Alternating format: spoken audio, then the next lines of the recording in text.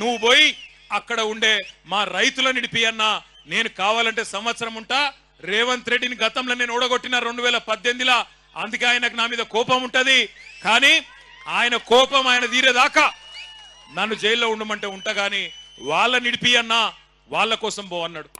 రేవంత్ రెడ్డి గారు నీకు ఒక బంపర్ ఆఫర్ ఇస్తున్నాం. చలో నీకు ఒక బంపర్ ఆఫర్. నువ్వు అంటున్నావు కదా నేను కులగణన చేసిన బీసీలందరూ సంతోషంగా ఉండ్రు, నేను రైతు బంద్ వేసిన రైతులందరూ సంతోషంగా ఉండ్రు, రైతు కూలీలకు పైసలు వేసిన వాళ్ళు సంతోషంగా ఉన్నారు, అందరు ఇండ్లకు కాయిదాలు ఇచ్చిన పేదోళ్ళందరూ సంతోషంగా ఉన్నారు అంటున్నావు కదా. దమ్ముంటే రేవంత్ రెడ్డి కొడంగల్ ఎమ్మెల్యే పదవికి రాజీనామా చేసి మళ్ళీ ఇక్కడికి రా, ఎవరు గెలుస్తారో చూద్దాం. 50,000కు ఒక్క ఓటు తక్కువ వచ్చినా నేను రాజకీయ సన్యాసం చేసి మళ్ళా రాజకీయంలో కూడా ఉండా. ఇది వాస్తవం. ఈరోజు కొడంగలే కాదు రాష్ట్రం మొత్తంలో వాస్తవం ముఖ చిత్రం ఇది. కేసీఆర్ గారు ముఖ్యమంత్రిగా ఉన్నప్పుడు ఆనాడు మీరు యాద్ చేసుకోండి ఒక్కసారి, కేసీఆర్ గారు 12 సార్లు ఇచ్చిండు రైతు బంధు. ఒకసారి కాదు, 2 సార్లు కాదు, 12 సార్లు 73,000 కోట్ల రూపాయలు టింగు టింగు అనుకుంటా బ్రహ్మాండంగా మన ఖాతాలో పడుతుండే. ఒక్కొక్క ఎకరానికి రేవంత్ రెడ్డి ప్రభుత్వం ఒక్కొక్క రైతుకు బాకీ ఉన్నది 17,500 రూపాయలు. ఇవాళ ఏందో పెద్ద మేలు చేసినట్టు 15,000 ఇస్తా అని చెప్పినోడు ఇప్పుడు నేను 12,000 ఇస్తా అని చెప్పి మోసం చేస్తాడు. మరి దాన్ని ఆమోదిద్దామా? 15,000 కాదు 12,000 సరిపోతుందా? 15,000 ఇస్తానని చెప్పి ఓట్లు వేయించుకున్నాడు 12,000 చేస్తే మోసం కాదా? Cheating case పెట్టద్దా?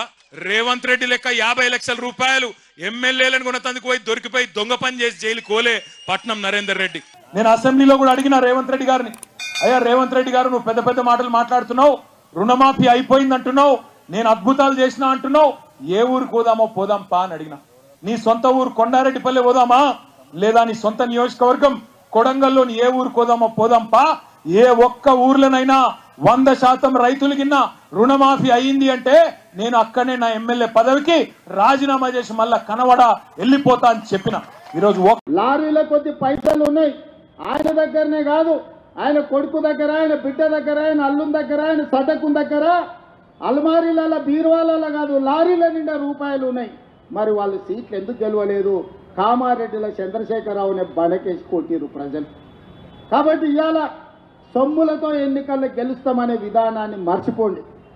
ప్రజలల్లో శ్రమ ఉంటే, ప్రజలతో ఉంటే ఎన్నికల్లో గెలిచే అవకాశం ఉంటుంది. రేపు భవిష్యత్తులో కూడా కాంగ్రెస్ పార్టీలో టికెట్లు ప్రజలలో ఉండి ప్రజా సమస్యల మీద పోరాటం చేసే వాళ్ళకే మొదటి ప్రాధాన్యత ఉంటుంది అని చెప్పి నేను ఈ సందర్భంగా చెప్పదలుచుకున్నా. నిన్నమని అన్నాడు కేసీఆర్ గారు, నేను కొడితే గట్టి కొడతా అని. నేమన్నా చెప్పిన, అయ్యా ఏందయ్యా కొట్టనికి, అదన్నా పుల్లా ఆప గట్టి కొట్టనికి అని అడిగి. చంద్రశేఖరరావు గారు ఈ వేదిక మీద నుంచి చెప్తున్నా, నీ గట్టి కొట్టాలంటే నీ కొడుకును వంగబెట్టి కొట్టు.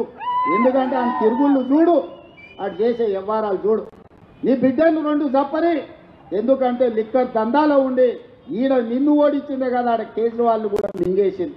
నీ అల్లుడు భూదందాలు సప్పరి, నీ అల్లుని పట్టుకొని 4 గట్టిగా కొట్టు, వాళ్ళను కొడుకుని కొట్టు, అల్లుని కొట్టు, బిడ్డను కొట్టు, సడ్డకుని కొడుకుని కొట్టు, గట్టి కాదు కట్టె తీసుకొని కొట్టు.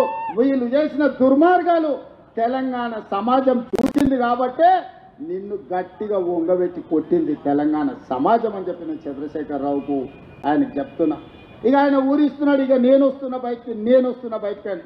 అయ్యా నువ్వు బయటకు వచ్చినప్పుడు, నువ్వు కుర్చీలో ఉన్నప్పుడే మా యూత్ కాంగ్రెస్ కార్యకర్తలు నేను బండకేసి కొట్టిరు. మళ్ళీ వచ్చేదేముంది? నువ్వు ముఖ్యమంత్రి ఉన్నప్పుడు, నీ పార్టీగా అధ్యక్షుడిగా ఉన్నప్పుడే మా యువజన కాంగ్రెస్ పిల్లలు నిన్ను బండకేసి కొట్టి ఓడగొట్టి ఇంట్లో ఊసబెట్టారు. ఇవాళ కేటీఆర్ గారు ఊర్ల మీద తిరుగుతున్నాడు, కొత్త బిచ్చగాని పొద్దుగుర్తు ఎరగడానికి. 10 ఏళ్ళ అధికారంలో ఉన్నాడు, డబుల్ బెడ్రూమ్ ఇల్లు ఇస్తాను ఇయ్యలే, ఇంటికో ఉద్యోగం ఇస్తాను ఇయ్యలే, దళితులకు 3 ఎకరాల భూమి ఇస్తాను ఇయ్యలే, డబుల్ బెడ్రూమ్ ఇల్లు ఇయ్యలే. ఇట్లా చెప్పుకుంటా పోతే 100 హామీలు ఉన్నాయి. 10 ఏళ్ళు అమలు చేయలేదు. 7 లక్షల కోట్ల రూపాయలు అప్పు తెచ్చాడు. 10 నెలలు కూడా కాలేదు, అప్పుడే బిచ్చగాని తిరుగా గంగిరేతుల్లో తిరుగా సంక్రాంతి పూట గంగిరేతుల్లో వచ్చినట్టు ఊరు తిరుగుతున్నాడు. ఈ ప్రభుత్వం ఏం చేయలేదని. ఈ ప్రభుత్వం 5 ఏళ్ల కోసం ఎన్నికైంది. మొదటి సంవత్సరంలోనే 55,000 ప్రభుత్వ ఉద్యోగాలు ఈ ప్రభుత్వం ఇచ్చింది. మొదటి సంవత్సరంలోనే 25,50,000 మంది రైతులకు 21,000 కోట్ల రూపాయల రైతు రుణమాఫీ చేసింది. నువ్వు ఎగ్గొట్టిపోయిన రైతు బంధు 7,625 కోట్ల రూపాయలు నేను వచ్చినాక రైతు బంధు మొదటి విడత వేసిన, ఇవాళ 10,000 కోట్ల రూపాయలు రైతు భరోసా రెండో విడతలు వేసిన. ఆడబిడ్డలకు బస్సు ఉచిత ప్రయాణం అన్నం ప్రతి నెల 400 కోట్లు, దాదాపుగా ఈ సంవత్సరంలో 4,000 కోట్లు ఆర్టీసీ కార్పొరేషన్కు చెల్లించి 120 కోట్ల మంది ఆడబిడ్డలు ఆర్టీసీ బస్సుల్లో ఉచితంగా ప్రయాణం చేశారు. ఇస్తా అన్న 500 రూపాయల సిలిండర్ ఇచ్చినాం, 500 రూపాయల బోనస్ ఇచ్చినాం.